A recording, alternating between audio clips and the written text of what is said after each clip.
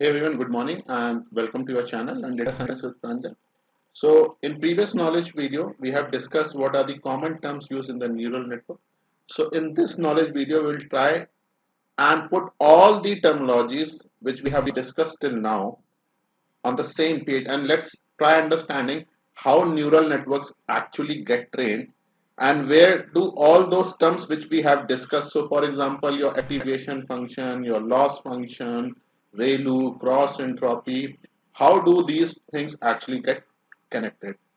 And probably if you might have done a search on neural networks, probably you would have seen the diagram something like this. So you would have seen these circles getting connected, and a very complicated diagram. But today we'll try to understand what this diagram actually is and how neural networks actually get trained. Okay, so so I have this image basically is I have taken from the internet. I have done the Google and I have taken that image. But this definition, whatever I have written is I have made some kind of modification. I have said a artificial neuron is a mathematical function based on model of biological neurons. So like your human brain, where each neuron takes the inputs, weighs them separately, does the summation, and this summation is passed through a non-linear function. And now we understand this non-linear activation function is nothing but your ReLU to produce the output. Another name of neuron is perceptron. So one prerequisite or mandatory condition for this, for understanding this knowledge video, would be that you have seen the previous videos where we have discussed all the terms used in neural networks, what is activation function, and all those things. Okay. So for understanding how the neural networks work, I have taken one example. So consider you have three x variables and one y variable, and there are 1,000 records in your trained data. So you have x1, x2, x3, and you have a y variable. So your y can take only two values, that is your 0 or 1. So I want to train my y variable. I want to do the prediction. So you have 1,000 records. You know all the values of x1, x2, x3, and similarly you know your y variable also 0 and 1. So I have already drawn a simple neural network. So remember one thing, that in any neural network will have at least three layers. It will have at least three layers, and mark my words, I am saying at least three. So it can have more than three. It will have at least three layers. So the first layer would be your input layer. The last layer would be your output layer. And in between layer would be your hidden layer. Would be your hidden layer. Input layer, hidden layer, and output layer. So this type of diagram is known as your simple neural network. This is known as your simple neural network. Simple neural network. Why? Because you have just one hidden layer. Remember one thing, that there is nothing like simple neural networks are not simple. They are very complicated, but still we are using the word simple neural network. Why? Because when you have just one hidden layer. If you have more than one hidden layer, then it becomes your deep neural network. So let me quickly draw the diagram of deep neural network. So I'll draw a rough diagram without taking much time. So this would be your input layer, and this would be your system.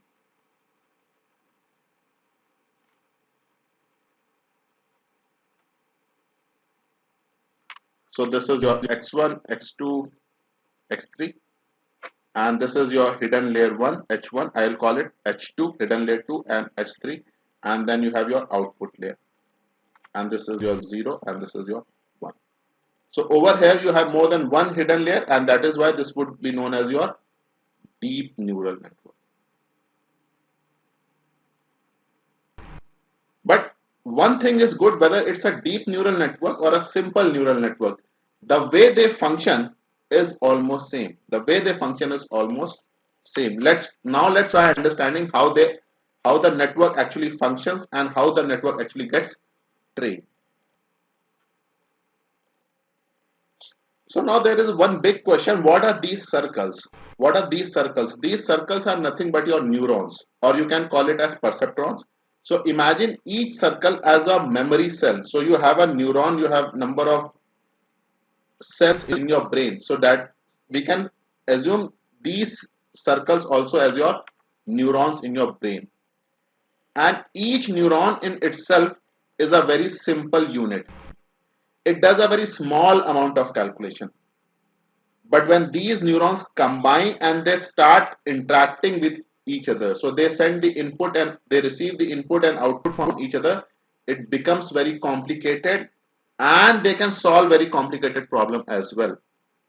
So the number now, few things which we need to keep in mind: number of neurons in my input layer. So this layer which I am marking in red, number of neurons in my input layer is not a hyperparameter. So number of neurons in my input layer is not a hyperparameter. So not a hyperparameter, it means you cannot change it. So hyperparameters are the parameters which user can change, but you cannot change this thing. So in my input layer, in this example, I will have 3 neurons. Why 3 neurons? Because I have x1, x2, x3. So you cannot change the number of neurons in your input layer. But number of neurons in your hidden layer is a hyperparameter. So over here I have taken 5 neurons. Instead of taking 5 neurons, you can take 6 neurons, you can take 50 neurons, you can keep on adding the neurons. So you can keep on adding or you can keep on reducing. There is no limit to it. So you can have 5 neurons, you can have 10 neurons, 1 neuron, 100, 1000, whatever. So number of neurons in hidden layer is a hyperparameter. I repeat, you can change it. Number of neurons in your output layer. Number of neurons in your output layer is again not a hyperparameter. It is not a hyperparameter. It is not a hyperparameter. This 0 and 1 is mapped to number of levels. It is mapped to number of levels in Y. In Y you have just two variables, that is 0 and 1. So you will have 2 neurons in your output layer. But let's say if you have more than 2 levels,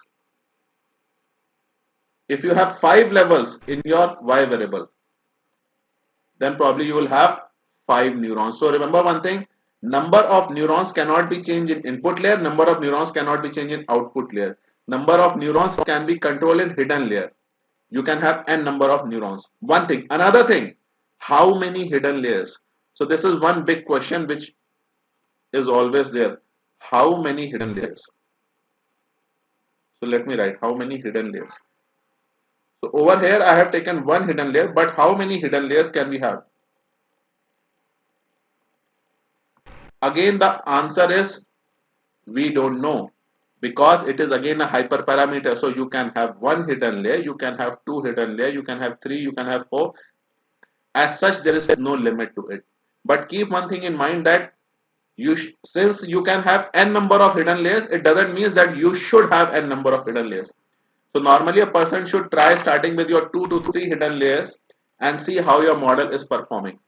And if your model performance is not that good, then probably you should consider to increase the hidden layers, because increasing the hidden layers will make your model very complicated and amount of training time may also increase. And one more thing, if you increase the number of hidden layers, you are going to run into a classical problem which neural networks face, that is your vanishing gradient descent. So I would be explaining vanishing gradient descent in my one of the separate videos. I will dedicate that whole video to vanishing gradient descent and what is your exploding gradient descent. But remember one thing, do not just keep on increasing the number of hidden layers. Try starting with your 2 to 3 hidden layers, and if your model performance is not good, then probably think of increasing the hidden layers. But theoretically you can have n number of hidden layers. There is no limit to it. Okay, so I have drawn this diagram once again. So you have x1, x2, x3. These are your x variables. Based upon your x, you want to train your y. Y contains two values, either 0 or 1. So now how this thing works. So consider that you have 1000 records. Let's consider that you have 1000 records. You can have any number of records, 10 record, 1000 record, 10,000, million. So no matter how many records you have, the way it works will remain the same. Consider that you take any record. Consider you take first record or second record or any record and you pass it to your network. and you pass it to your network. Okay, so this is the input coming. So this is your input layer. This is input is coming, and each layer of the previous each neuron of the previous layer is connected to all the other neurons of the next layer. So let me write it down. I'll quickly write it down without taking much time. Each neuron of the previous layer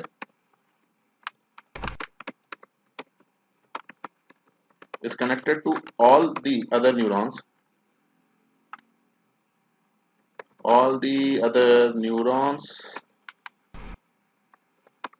of next layer. So something like this. So something like this will happen. So I'll draw a rough diagram. So it would be something like this, and then I'll use the color coding also so that it gives you better clarity. And this, it would be connected like this. So let me change the color code. And similarly, the second neuron would be connected like this. So this, and this. So I know that people have got the point, but still I'll draw it once for this also so that it gives 100% clarity. This and this and this. And similarly, all the neurons of this hidden layer would be connected to both the neurons. So it would be something like this. So your output would be going like this.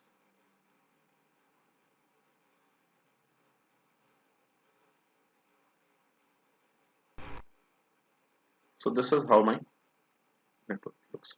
And if you see one thing, similar thing probably you could be seeing over here. So input is coming from the left side and it goes to the right side. So the diagram which we have just drawn, this is known as your forward propagation. This is known as your forward propagation. And remember this thing that I am using the word forward propagation. Forward propagation. So consider it to be from left to right. In layman terms, you can consider from left to right. That input is entering from input layer and it is moving towards your output layer. Input is entering from the input layer and moving towards the output layer. So I'm just drawing that. So I'm putting the arrows also. So for the more clarity. So this is how your input is coming. Okay. So I'll draw a simpler diagram in the next slide. Okay, class. So what I've done over here is I'm continuing from the same diagram. So I'm talking about this diagram, but this diagram was very complicated. So understanding would be a little bit difficult. So I have drawn a simplified version of that diagram. So you can see this diagram. So whatever happens in this diagram, you can extrapolate and you can consider it to be true on the earlier diagram. So this is nothing but your input layer, same thing. And this is your hidden layer. And in this hidden layer, I have taken just one neuron. But whatever happens to this one neuron can be considered true to all the other neurons and all the other hidden layers. So I have taken just one neuron. And the same diagram you need to consider. Let's say you have 1000 records in your train data and you pass the first record. Let's say you are passing the first record. You randomly select any first record or any first few records, 10 records, 20 records, 30 records, whatever may be your batch size. So what is batch size? Probably you will understand more when we'll do the coding. So let's say you're passing the first record. So x1, x2, x3. You already know the values of x1, x2, x3, and all the neurons are passing the input to your hidden layer. Now what I am doing, I am saying W1, X1, W2, X2, W3, X3. Now what are these W1, W1, W2, W3? These are your weights. These are your weights. Normally these weights are very small in range, very small. Very small. So something like your 0.01 or whatever. 0.01 or 0.001. So when you use your TensorFlow, you would already be having the weight matrix. So these W1, W2, W3 at the starting, remember one thing, at the starting, they are, so when I say at the starting, they are randomly assigned. So people might be thinking, okay, what should be the value of W1, W2, W3? So answer is, you take any value. You are just starting to train the model. So your W1, W2, W3 can be anything. It can be, so next time you train, your starting point may be different. So W1, W2, W3 are randomly assigned at the starting. So remember my word, at the starting. And as the model keeps on getting trained, the values would not be assigned randomly, but they would be assigned after calculation, after some calculation. So your values are assigned randomly, W1, X1, W2, X2, W3, X3, and all those things.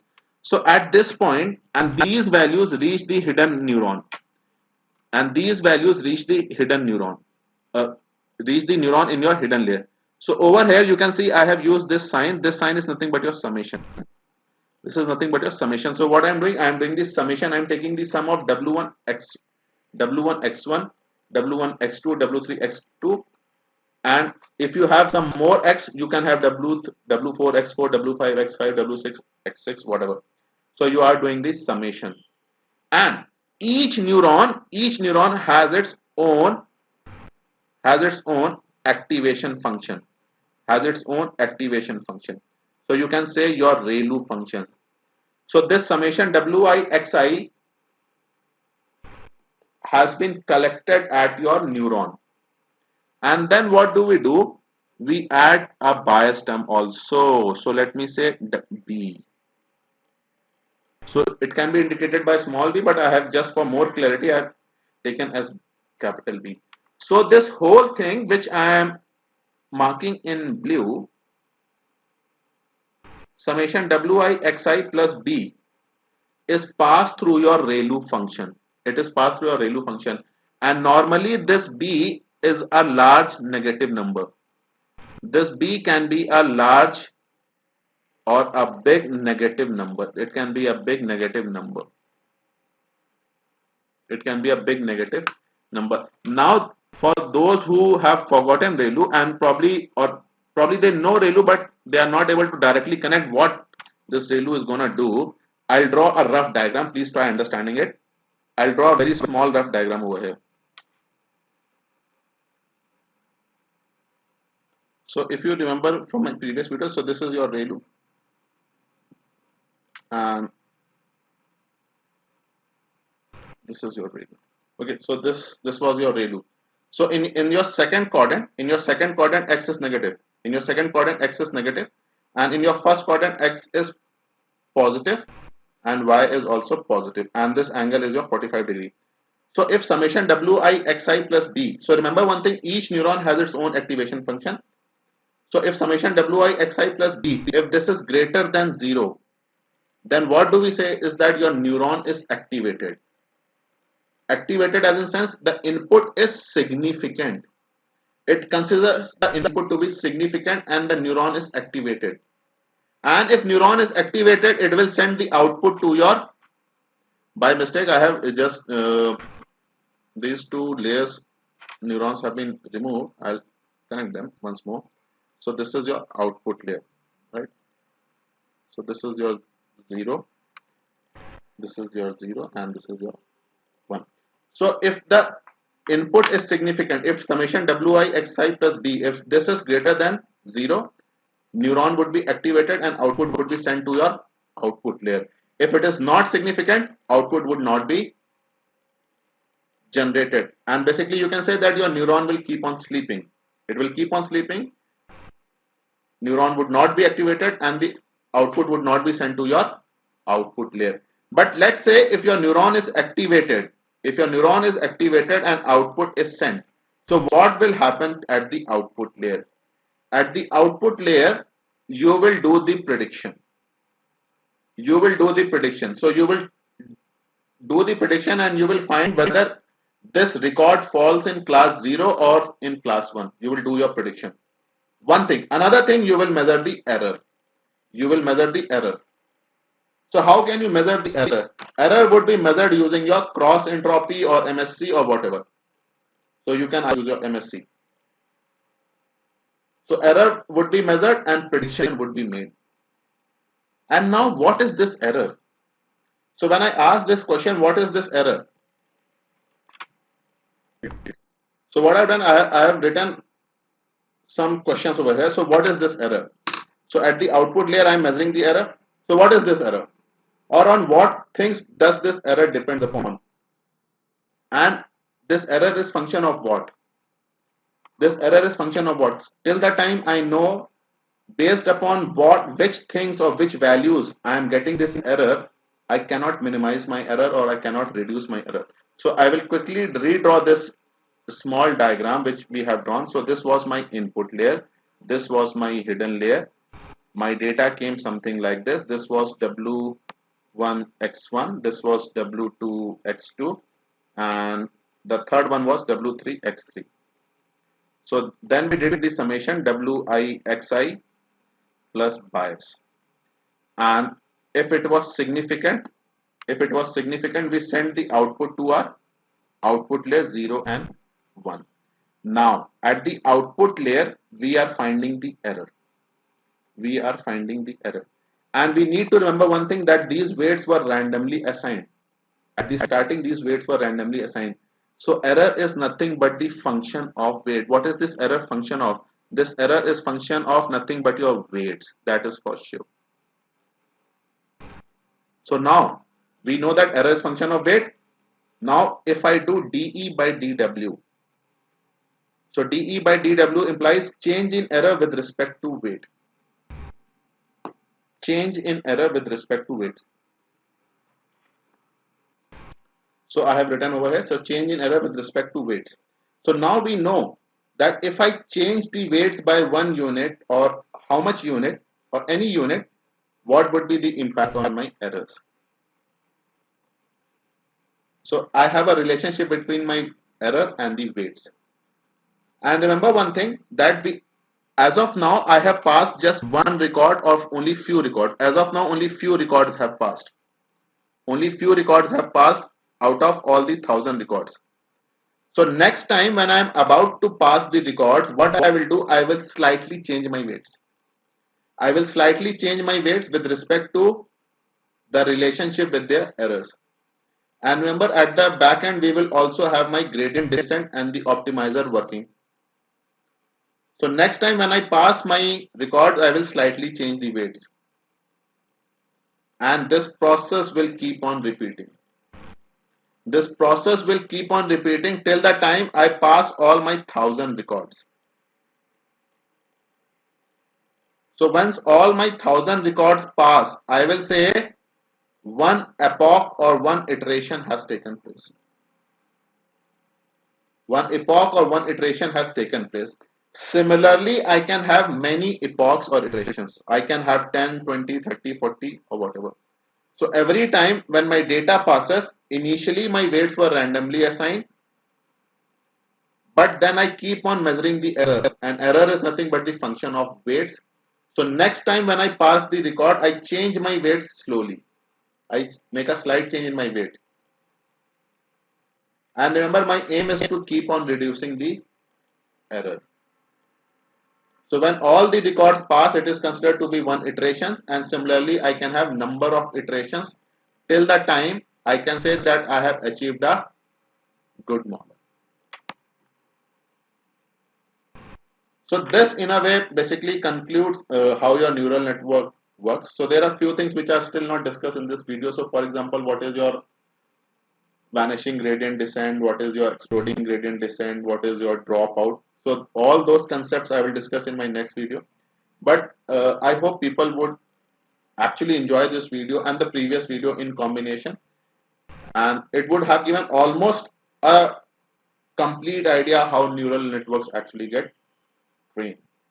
So if you have actually enjoyed the video, please go ahead and like the video and share the video to others, and hope to see you soon in my next video. Till that time, happy learning. Thank you.